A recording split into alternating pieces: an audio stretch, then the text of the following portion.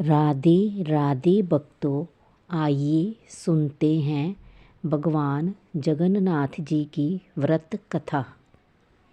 ऐसा माना जाता है कि भगवान जगन्नाथ की शुद्ध मन से पूजा, जगन्नाथ जी का व्रत करने से भक्तों की सभी मनोकामनाएं पूरी होती हैं और किसी महत्वपूर्ण कार्य के रास्ते में आने वाली किसी भी तरह की बाधा को आसानी से दूर किया जा सकता है।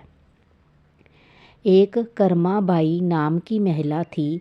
वह महिला जगन्नाथपुरी की भक्ति में खोई रहती थी।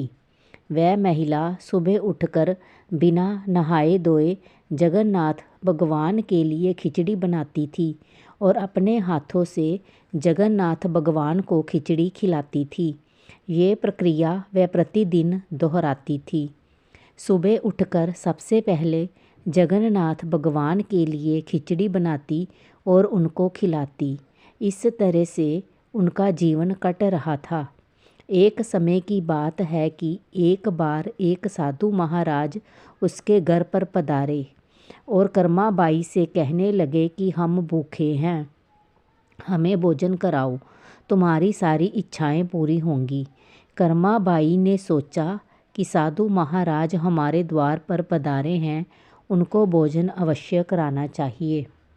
कर्माबाई ने साधु महाराज को अंदर बुलाया और उनको भोजन कराने लगी।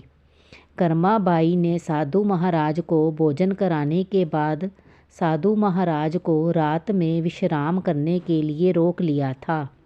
सुबह जब कर्माबाई बिना नहाए धोए जगन्नाथ भगवान के लिए खिचड़ी बना रही थी, तब खिचड़ी बनाने के बाद उस साधु ने कर्माबाई से पूछा कि ये खिचड़ी किसके लिए बना रही हो। तो कर्माबाई ने कहा कि ये खिचड़ी वह जगन्नाथ भगवान के लिए बना रही हूँ।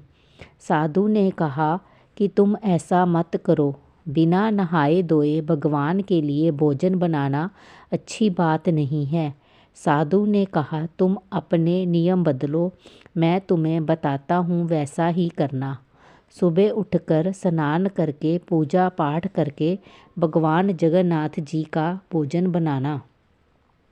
दूसरे दिन कर्माबाई ने साधु महाराज की बात को मानकर ऐसा ही किया, लेकिन नियमों के हिसाब से चलते हुए कर्माबाई को खिचड़ी बनाने में देरी हो गई।